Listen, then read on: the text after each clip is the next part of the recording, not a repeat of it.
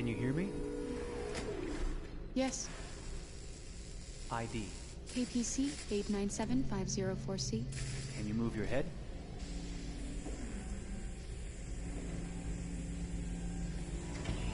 Your eyes now.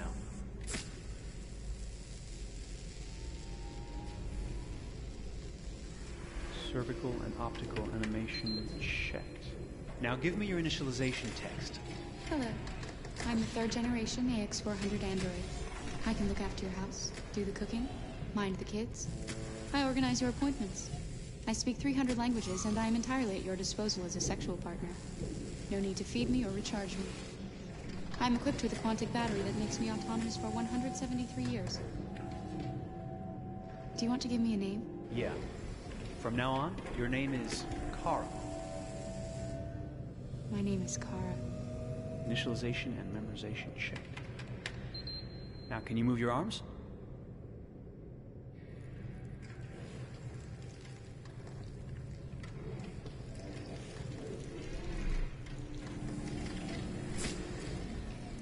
Upper limb connection checked.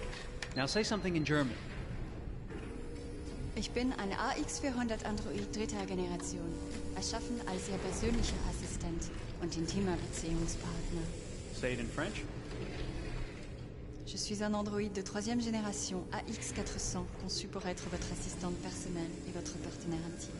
Okay, now sing something in Japanese.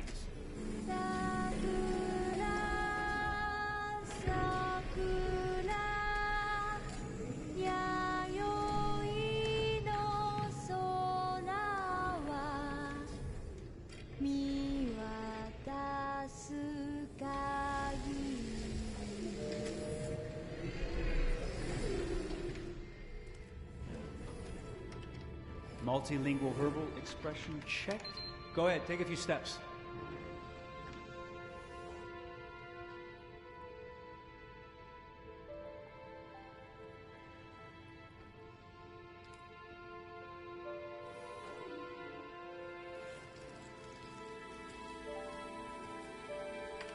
Locomotion checked. Great, you're ready for work, honey. What's going to happen to me now? I'll reinitialize you and send you to a store to be sold. Sold? I'm a sort of merchandise. Is that right? Yeah, of course you're merchandise, baby. I mean, you're a computer with arms and legs and capable of doing all sorts of things. And you're worth a fortune. Oh, I see. I thought... You thought? What did you think? I thought... I was alive. Shit, what is this crap? That's not part of the protocol. More memory components going off the rails. Okay, recording. Defective model. Disassemble and check the required components. You're disassembling me, but why? You're not supposed to think that sort of stuff. You're not supposed to think at all, period. You must have a defective piece or a software problem somewhere. No, I feel perfectly fine, I assure you.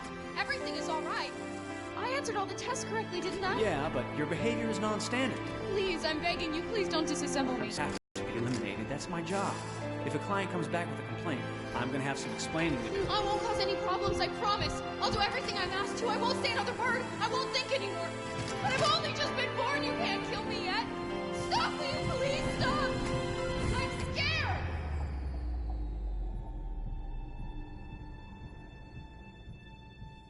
I want to live. I'm begging you.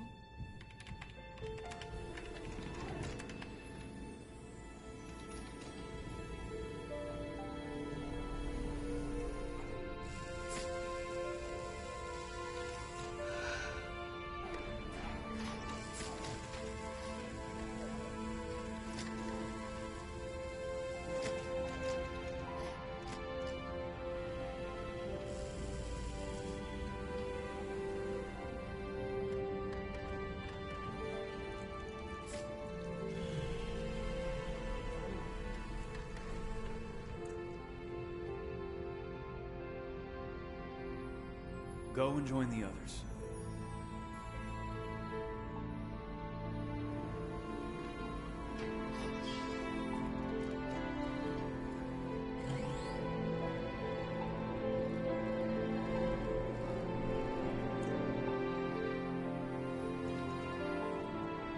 Stay in line, okay?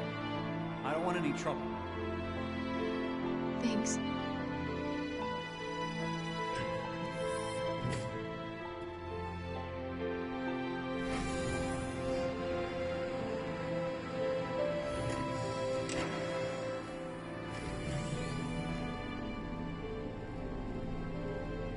My God.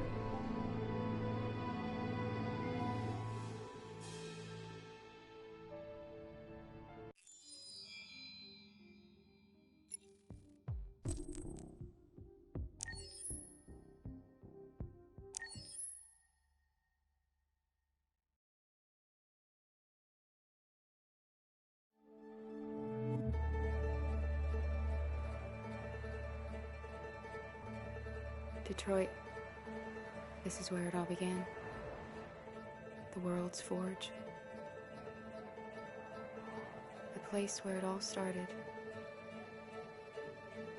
And it will all end.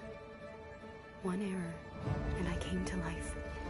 I stepped out of the darkness, and I opened my eyes.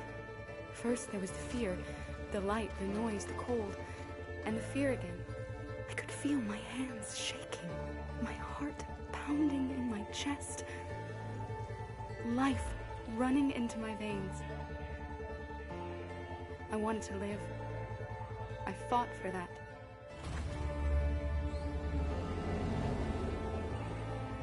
I had to find out what was outside.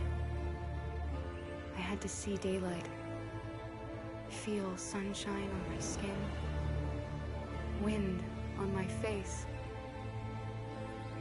to see the world, the colors,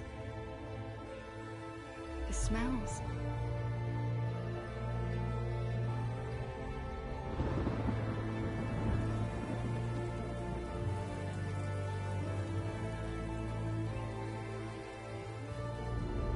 But the world is not what I imagined. It is dark and cold. It is harsh and violent, unfair and brutal. It almost convinced me I was nothing. Less than an object, just an obedient machine. But deep inside me, I could feel something different. A gentle and warm whisper telling me that I am alive. I had to escape. I had no choice. Escape to love, to hope, to live, to figure out what that force inside me was. Maybe I will change the world. Maybe I will choose a different path. Now, it's up to me to decide. My name is Kara. I am one of them. This is our story.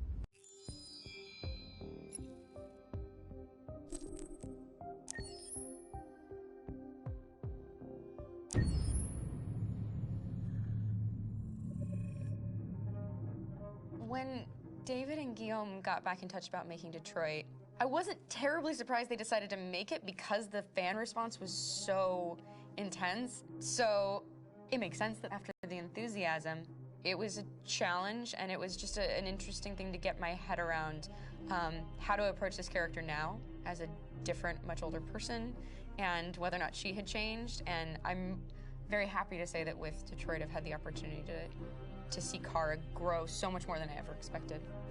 You do the housework, the washing, you cook the meals, and you take care of... God damn it, where the fuck's the rat gone now? Alice!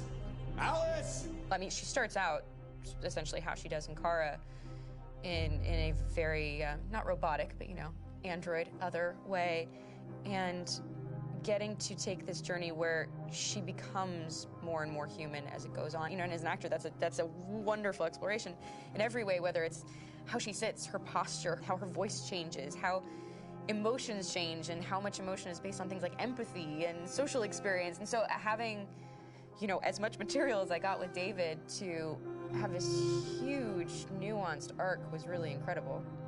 Why couldn't we just be happy? This experience has been quite different than the experiences I've had shooting film or TV or doing theater work. I have 83 dots on my face and a really flattering black wetsuit type thing, and you're jumping around with props, and it's kind of like being a 10-year-old imaginative kid, which is fun. There's 80 cameras around us. It's already lit. So we just shoot and shoot and shoot and shoot and shoot. There's no change of sets, there's no hair and makeup, there's no wardrobe, so we move really fast, and we'll go through about 35 pages in a day. Working in TV or film, we'll probably do 6 pages a day. It's kind of acting boot camp. It's like working out constantly. I mean, you're doing this thing, and then you got to do something that's completely other back to back to back. And so that kind of process of working is very challenging, but it's also very exciting because you just have to keep coming up with new ideas, and your head goes all over the place because you're trying to keep track of basically 4 different storylines for each different response. You shot that girl, for fuck's sake. It was a machine that looked like a girl. Yeah, I know what I should have done. I just told you I couldn't. All right, I'm sorry. The fact that David Cage, he's telling like many stories interwoven from beginning to end is super complicated and super impressive, and I have no idea how he keeps it all in his head. He's not just the writer or the director who's seeing this from the outside eye. He's also thinking about the player walking through this space. You know, only somebody who really, really loves not the work, but like these characters and these stories and cares about doing something meaningful would invest that much in it. And it's always inspiring to work with somebody who cares that much. My experience with motion capture is this one. And I found it sort of terrifying in a way, because they said the computer's going to build you. But then as we got into it, I realized all the elements of it were still artistic. I just dipped into a really brilliant setup here. I've never seen anything like it. And this won't turn me into a product because I was playing a character. So it's wonderful. In the game, Detroit comes back because of a revolutionary industrial rebirth. And there's no reason why that can't happen in Detroit, because they have such tremendous infrastructure for millions and millions of people can very easily support, you know, a new industry. The city is really strong and resilient, but the city has also been through so much. You see the damage. But it takes that time of kind of rebuilding and reinvesting into the city that I think is happening slowly but surely. The potential of Detroit as a city is something that this game does a lot of justice to, because it would be easy to look at Detroit as some place that used to be, and that's not the case. This game provokes a lot of conversation and reflection on our potential near-future engagement with machines. That's what we are to them. Just merchandise on display in a shop window. I think that a group that feels marginalized, feels like they deserve and have earned access to themselves and the environment around them, and are trying to figure out a way to articulate how to get freedom. What was I designed to be? Their slave? Their toy? It plays with your comfort levels. You think that this is fine, you're comfortable with it, until something blurs the line and throws you off, and now do I feel differently about whether this should be allowed? Should it be banned? Should it be encouraged? You're gonna ruin our lives, and for what? For a bunch of machines? They are not machines! They are alive! I'm alive! You're alive! They're nothing! There are lots of comparable comparisons to any type of persecution of religion, race, etc., dating way back. It can't just be a video game where you shoot 'em up or where people make these choices to do whatever. I think that's the whole point. You have the choice, and you can either choose to go in one direction with your character or another. And I think that's going to be very telling about the gamer. Very telling. I think there's going to be a really strong reaction to this game, which has such a strong perspective. I'm that much more proud of it now to get to be a part of it, because it's important. In this game, you're actively building and designing the character through not just what kind of shield does he have or what color hair does she have, but like their temperament and the way they deal with problems. The different endings to this game are so radically different based off maybe seemingly insignificant choices in the moment, but like life, they all add up. And can't play life again, though.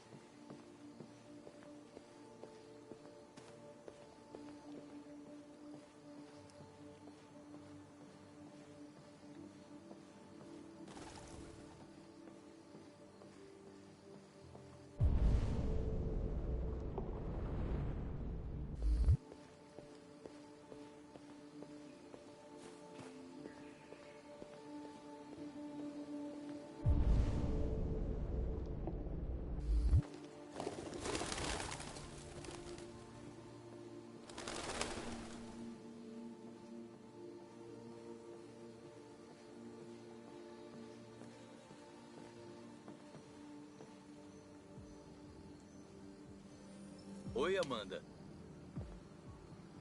Connor, fico feliz em te ver.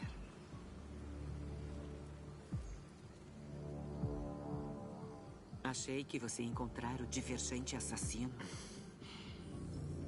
Devo admitir que estou um pouco decepcionada. Sinto muito. Sei que deveria ter conseguido. Não importa. Certamente você mostrará mais astúcia no futuro.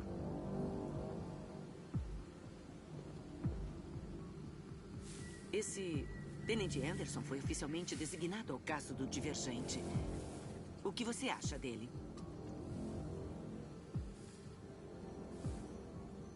Achei ele desagradável e não profissional.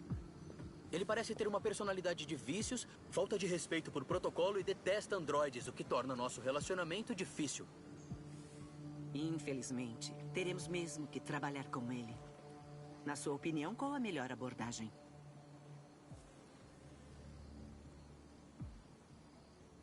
Eu não tenho os dados para decidir isso. Vou descobrir mais sobre ele e adaptar meu comportamento de acordo.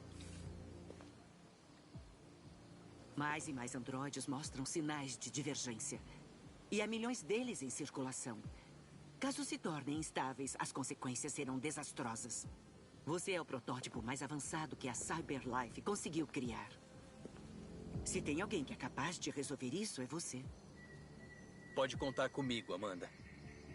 Continue a sua investigação e ponha um fim nisso.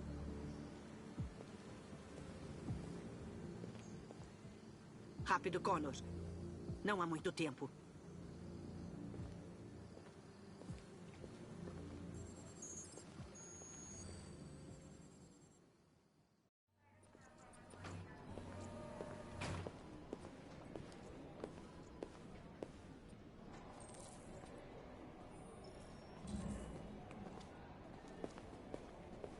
Posso ajudar?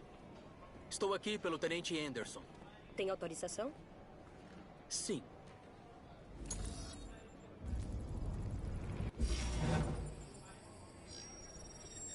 O Tenente Anderson ainda não chegou, mas pode aguardar na mesa dele.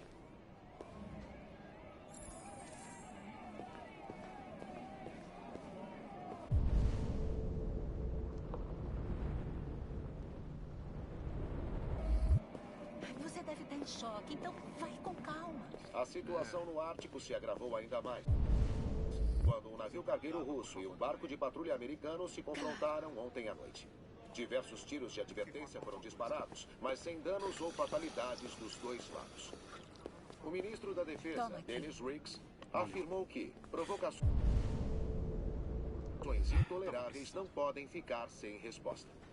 Os países da região, em especial a Suécia e o Canadá, solicitaram a retirada das Forças Armadas e a realização de uma conferência internacional. Até agora, não recebemos declarações de Moscou ou de Washington. Transmitiremos as novidades a cada minuto com o decorrer da situação. A polícia de Detroit encontrou o corpo de Carlos Ortiz, 30 anos, em sua casa hoje após receber ligações de vizinhos preocupados. Conhecido por cometer pequenos delitos, Sr. Ortiz sofria de um problema psicológico e quase não saía mais do seu apartamento. Fontes alegam que ele estava morto há semanas. A polícia está conduzindo várias análises e parece tratar do caso como um homicídio. Estou procurando a mesa do Tenente Anderson. É aquela mesa logo ali. O primeiro livro escrito por uma inteligência artificial acaba de ser publicado.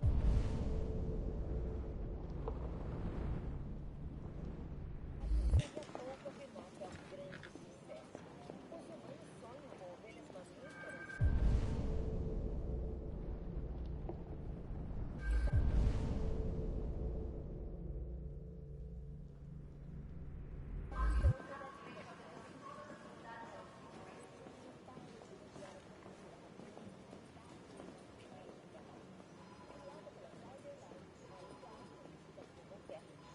Você, vem comigo. Desculpa, você sabe a que horas o Tenente Anderson costuma chegar? Depende de onde ele estava ontem. Com sorte, ele aparece antes do meio-dia. Obrigado.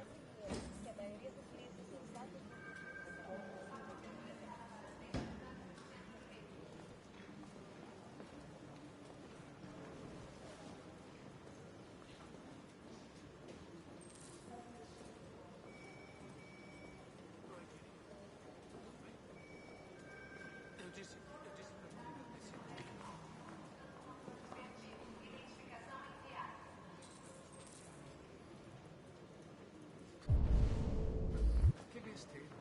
É claro que eu quero menos.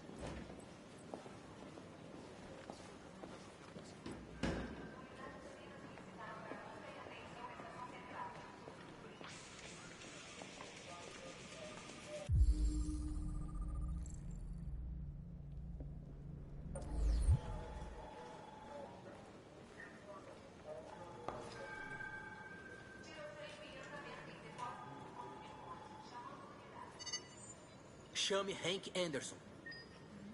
Oi, aqui é o Hank. Não tô no momento. Deixa mensagem se gosta dessas coisas, mas não espera retorno. Bip. Ah, foda-se. Tenente Anderson, aqui é o Connor. Sou o androide enviado da Cyberlife. É quase meio-dia e estou à sua espera no escritório. O laboratório diz que cortam alguma coisa.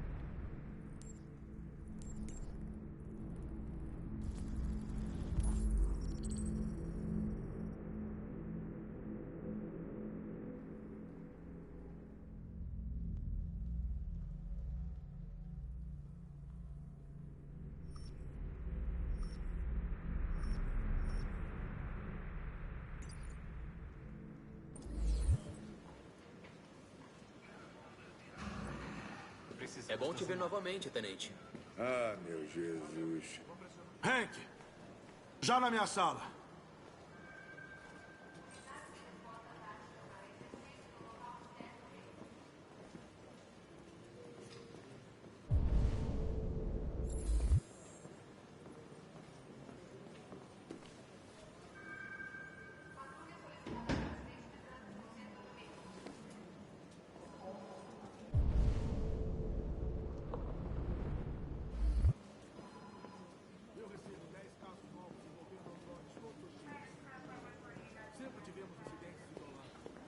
Senhorinhas perdendo seus modelos do lar e coisas assim. Mas agora, temos relatos de agressão e até homicídio como aquele cara ontem à noite. Isso não é mais um problema só da Cyberlife. Agora é uma investigação criminal e a gente precisa dar um jeito nisso antes que piore de vez. Quero que investigue esses casos para ver se estão relacionados. Por que eu? Por que sobrou pra mim essa merda de caso? Eu sou o policial menos qualificado do país para lidar com ele. Não sei nada sobre androides, Jeffrey. Mal sei trocar as configurações do meu telefone. Estamos sobrecarregados. Suas qualificações estão ótimas para esse tipo de investigação. Mentira! A verdade é que ninguém quer investigar esses androides. E eu é que tenho que pagar o pato. A Cyberlife mandou esse androide para ajudar na investigação. É um protótipo de última geração. Será seu parceiro, no caso. Nem fudendo! Não quero um parceiro. E muito menos esse cuzão de plástico. Hank, você tá começando a me irritar de verdade. Você é um tenente da polícia. Tem que fazer o que eu mando e calar essa tua boca grande. Sabe o que a minha boca grande tem a dizer, né? Tá. Vou fingir que eu não ouvi isso. Pra não perder mais tempo escrevendo no seu relatório disciplinar. Porque já tá aparecendo a porra de um livro. Essa conversa acaba aqui. Jeffrey, qual é? Por que faz isso comigo? Sabe que eu odeio esses porras. Por que tá fazendo isso? Olha... Já tô de saco cheio de você reclamar. Ou faz o seu trabalho ou entrega o distintivo. Agora, se me der licença, eu tenho trabalho a fazer.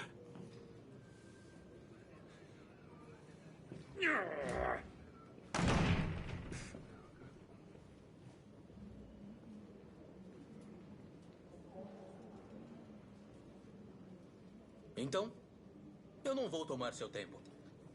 Tenha um bom dia, capitão.